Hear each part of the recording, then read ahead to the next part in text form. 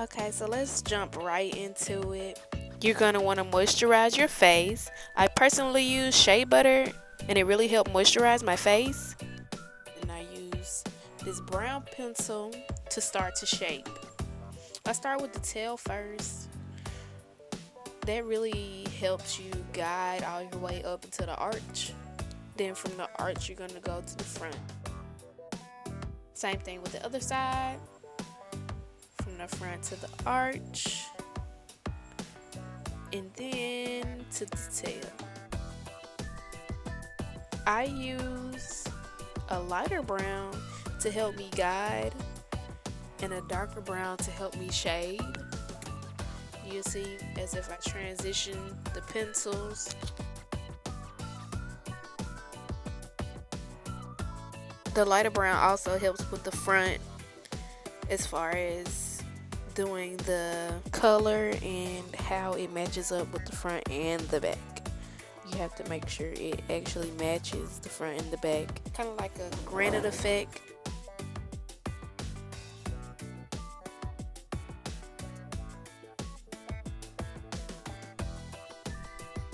Do the same thing with the other side.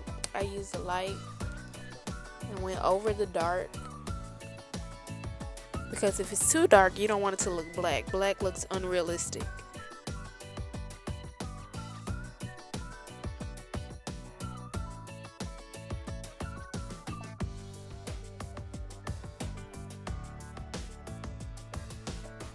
I'm really shading. It's kind of hard because I really want it to be detailed, but I really want it to look nice. I'm really trying to take my time. I want it to be a step-by-step process. Also, before you moisturize, if you're trying to fix or enhance your eyebrows, it also helps because it almost smoothly takes it off. That way you don't have to worry about harsh lines or marks. Like I said before, you're going to go in and reshade. I'm using a darker one. I'm following the actual hairs of my eyebrow because that is the more realistic look. If I didn't follow the hairs of my eyebrow, then it would go against the color effect, it would go against my pencil, and it would look funny.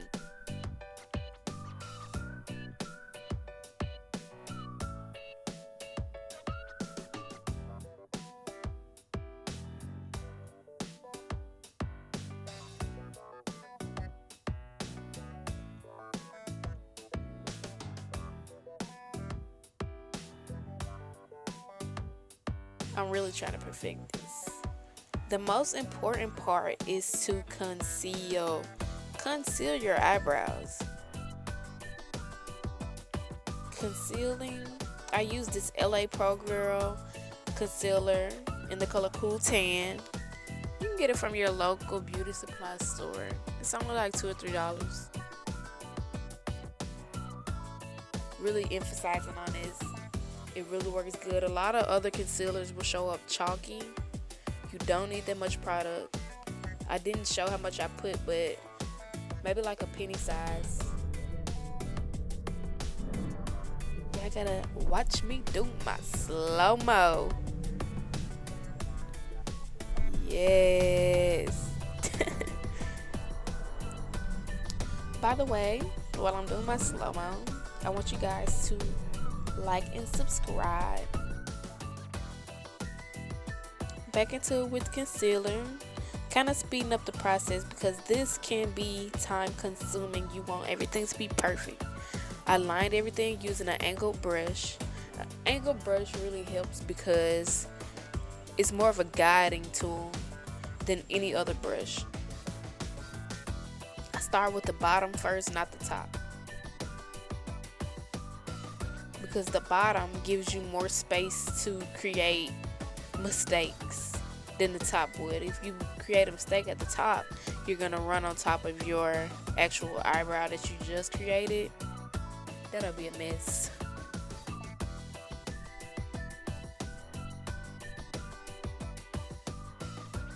going in and I'm shading it.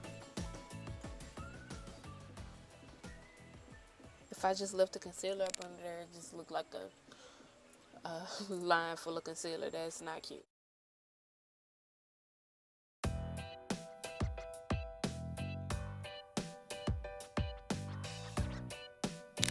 Now I'm going in on the top,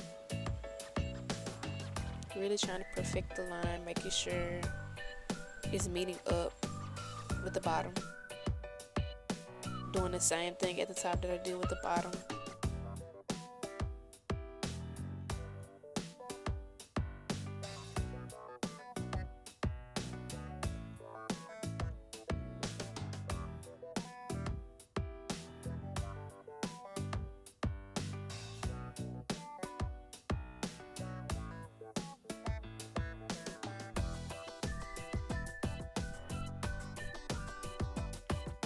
Really take your time on this part. This part is very important and it can make or break your eyebrows for real.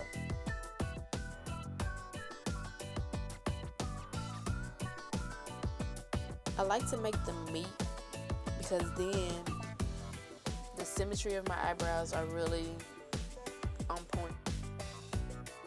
Sometimes your eyebrows can turn out one will be higher than the other or one will be darker than the other. But by doing this, it really helps me stay on track.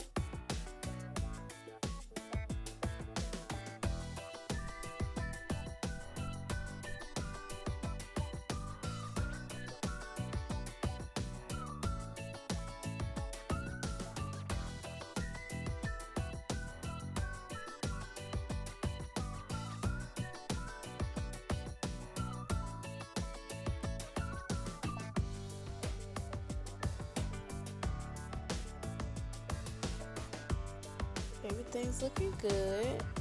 Now I'm going back in with the part that I might have got a little concealer on. Trying to fix everything, make everything perfect. Eyebrows are really the most tedious part of your makeup process. It can really make or break your makeup. If your eyebrows messed up, 9 times out of 10 you're not gonna have a good day.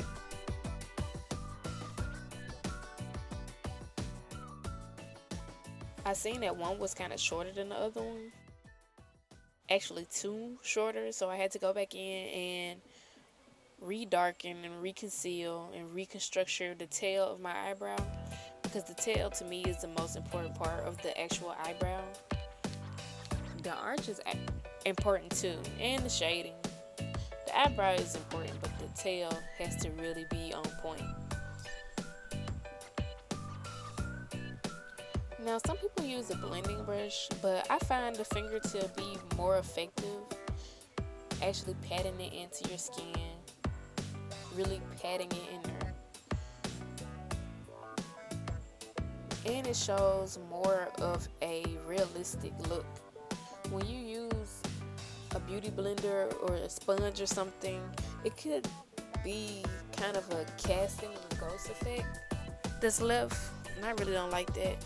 But when you use your finger, it's really precise.